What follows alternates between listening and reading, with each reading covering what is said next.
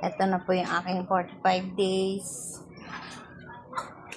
45 days na po sila ngayon.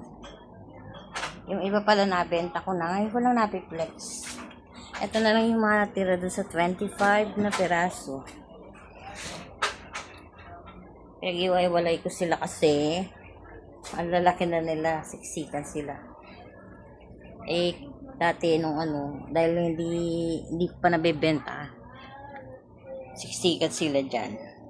Kaya 10 na lang sila niyan. Kaya abangan kung kikita ko dito. Bagay, may bumalik na sa akin kita. Kumbaga na ibalik na sa akin yung pinambili ko ng pagkain. Bali, ito na yung mga pinakatubo ko.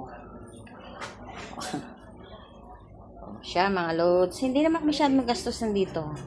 Ni gamot, ni ano. Nung malilit lang sila, bitrasin lang sila. Ganun lang. Tsaka pagkain. Ito isa eh.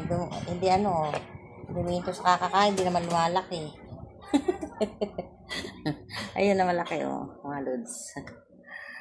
Siya, mga kaludes, mga kananay, mga kalola. Hanggang sa muli, kung mag-aalaga pa ako.